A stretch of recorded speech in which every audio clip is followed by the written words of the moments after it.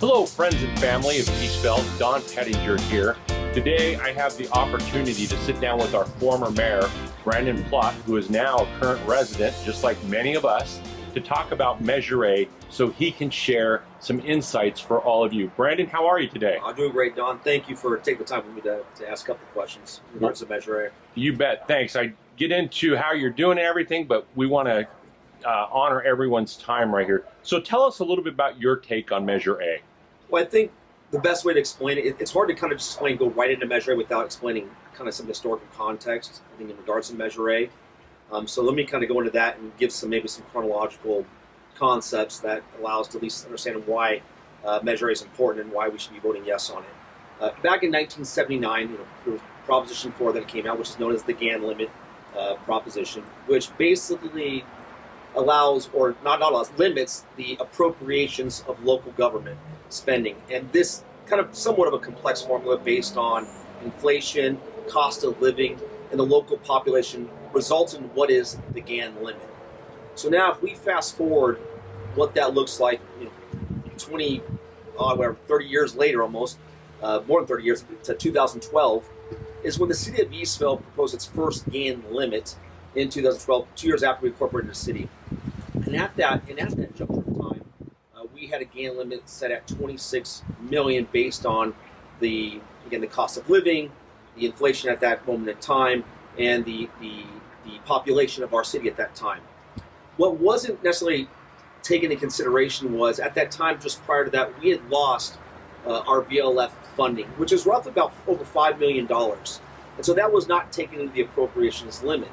So now we fast forward it 6 years later, 2018, and miraculously, due to some lobbying efforts by the city and other groups, we were able to restore our VLF funding, which added $5 million to our basic appropriations amount.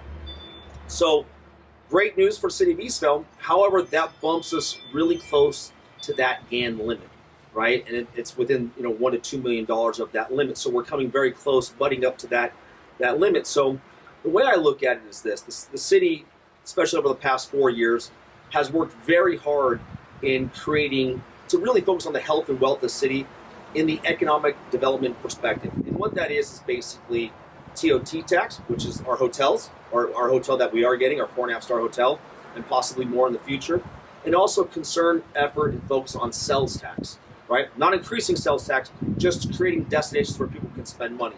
We have seen that in Costco. We've seen that in Sprouts. We're going to see that with the 99 Ranch Market. And obviously the restaurants that are coming into Eastvale will be coming into next year. All these things will increase the revenue in our city, and we'll have a problem because we'll have exceeded that GAN limit. So based on having the VLF revenues restored and the success of the city over the last several years, we're doing very well. We don't want to hinder our progress to be able to provide such needed services, whether it be law enforcement, road repair, road reconstruction, those things, fire safety. So there's a lot of other avenues that we could be doing just to kind of improve our services and obviously revenue to do that. Brandon, one of the greatest fears out there that people are spreading is that this is a tax increase. Can you expand on that, please? If you're following any social, this has been hashed out pretty hard. I was going to go out and say it pretty regular. There's been so many ways of explaining it, but this is absolutely not an increase at all. It's actually, again, we're just increasing the GAN limit. This is not an increase in tax. In fact, our sales tax rate is the lowest in Riverside County at 7.75. That will remain the same. Our property tax is still at the 1% property tax rate. There is no special assessment taxes. Don't want to go too long into that. But that has to do nothing necessarily with the city. That actually has to do with the development and the bonds the developer puts on those areas that are being developed. That's excellent. Thank you, Brandon. Can you also let them know that this doesn't mean it's a permanent increase to the GAN limit and that this has to be reviewed again? Yeah, and the GAN limit, and one of the rules that's specified in the GAN limit is that this is basically a 4-year, right? So we're basically a 4-year process. So we will be able to, if it's yes, we'll be able to increase that GAN limit over 4 years, and then that will have to be revisited in 4 years from this point in time. That if it were to pass. Another big comment that's out there is trust. They want to be able to trust government. There's so lack of trust throughout society now when it comes to governmental agencies. Talk a little bit about the audits the last couple of years and where Eastvale has actually come in as far as how they handle their finances. Yeah, so first off, I want to explain, I can get where there's just a sentiment, and rightfully so, there's a sentiment of just lack of trust, whether it's in the federal, state level, and obviously that can trickle down to the local level. You know, being firsthand involved in government, setting the budgets along with my colleagues, we've done a fine job in being able to make sure that we maintain a very fiscally sound budget. And in fact, and I don't know how many people are aware of this, but I think it's worth being said, is, you know, we get audited by the state every year. And so I want to take it back to 2017, 2018 budget. The reason why I take it back to that year is because this is when we were focusing on economic development, where we actually started making a change in our organization at City Hall, restructuring the way we do things, and so how we operate business, and our focus and our efforts have changed. But in 2017, 2018, the California State Auditor announced that Eastvale was the least at-risk city in the entire state. Number one, least risk. Followed by the 2018-2019 year, and this was announced about 4 or 5 months ago, we were the second at least risk city in the entire state of California. This is based over 470 cities that were surveyed both years. So we have gone back to back as the least financially risk city and the second least financially risk city in the state of California according to our finances. So we don't have 2019-2020 yet, because that probably won't be announced by the end of this year, but it would be safe to assume that we're probably on the same trajectory. So I think that alone is great enough to know that we are handling our expenses very well.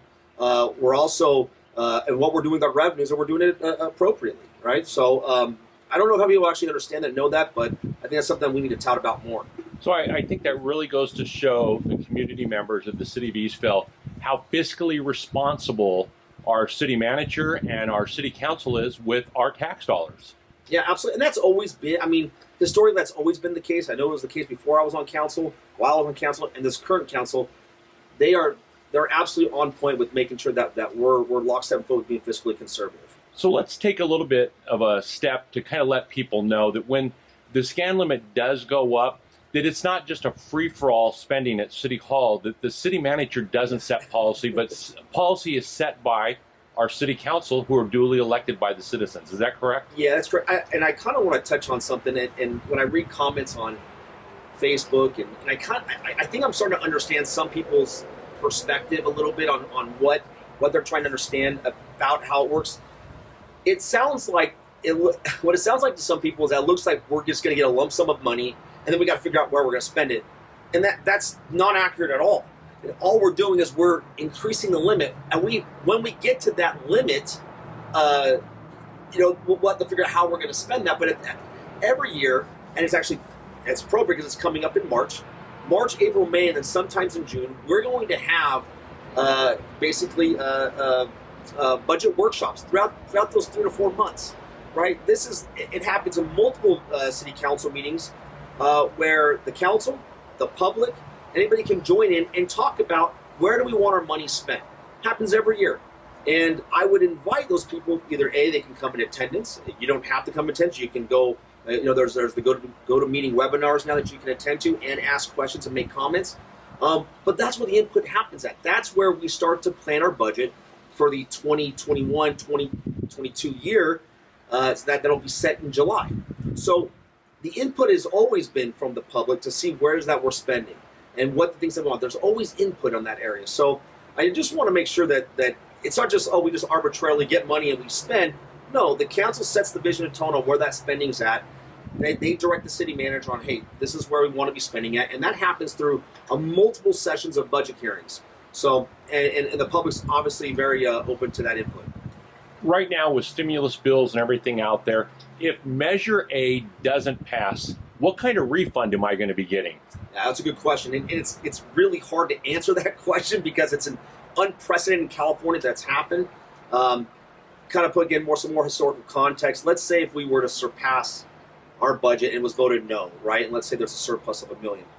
Well, Prop 98, which was passed in 1988 by the was kind of endorsed by the California Teachers Association, ensured that 50% of any proceeds that's over to that GAN limit automatically goes to your school district the local school district in that area, and the community college district. So right there, half of that's already cut. Then you also have, the vote to the council. The council has also to approve that that's how they're going to allot that spending of money, right? But also, the local jurisdiction has the right to use those funds for capital outlay projects. Some of the future capital outlay projects that we have, we're looking at a police substation. We're looking at a third fire station, right? These are those huge capital outlay projects that we're looking at. We're looking at City Hall. So those are things that can be done, right? I don't know to the extent of the dollar amount, but I've heard anywhere from $50 to $60 per household. In my opinion, if that's what we're going to get per household, it's far better to utilize that money. We'll go much farther with having road repair maintenance, enticing whether business or a business attraction, or getting the right people into our city, the right businesses in our city, to utilize that money for the well-being of the city. It is the objective of the city to create the healthiest and wealthiest city that we possibly can, to provide the best services we can to our residents. Go ahead. No, I was just going to say, I agree with you wholeheartely that there would be very little return to a resident. It's not a great windfall that they're thinking might be coming their way. Correct. Here one other aspect is our city touts a lot about public safety. We want to increase our public safety, and our council over the last several years have done a phenomenal job in increasing, whether it be increasing patrol hours, whether it's adding additional motor officer, whether it's ALPR cameras that we've been putting in our city, whether it's the lighting. We spend a lot of time. But if we did nothing, what we can guarantee every year is that Riverside County Sheriff's will have a 4 to 7% increase in doing nothing. That's just what it costs just to keep the same services every year. We will have that increase. So to keep up with that increase, you need revenue, right? And that's why we work so hard in economic development, is not only to keep up with the pace of the increased costs, but to hopefully increase our level of staffing. Very good, Brandon. Very good. We're at 11 minutes. We know people's time is valuable. Are there any closing comments that you want to give to people about Measure A? I'm going to make one solid point about this. In 2010, we incorporated as a city. And in doing so, we became a corporation. We became a business that has surpluses, that has to operate surpluses, that has to think about deficits at time from time, that has to think about their revenues, and has to think about their expenditures. You are operating like a business. And I think when I was there on council, and I know this current council, they think City Hall as a business, right? And you have to, right? So my question to anybody out there is, what business, if your objective was to increase revenue, which it should be for the cities to increase revenue, to entice people from other cities to come spend in your city, to our residents to keep their money here, what business do you know is willing to stifle their revenue? None. That doesn't exist. And neither should we, right? And that's why you should be voting yes for Measure A, right? Brandon, I couldn't have said it better myself. Thank you so much for taking time out of your busy schedule now to come on and share your heart with the residents about Measure A.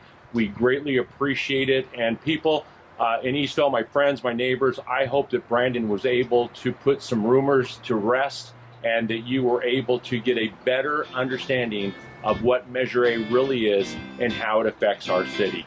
Well, once again, thank you so much for tuning in today to listen to Brandon Plott talk about Measure A. We greatly appreciate it. Please remember to get out and vote on Tuesday, March 2nd. Have a wonderful day. Eastvale, stay strong. Brandon, thanks. Thank you.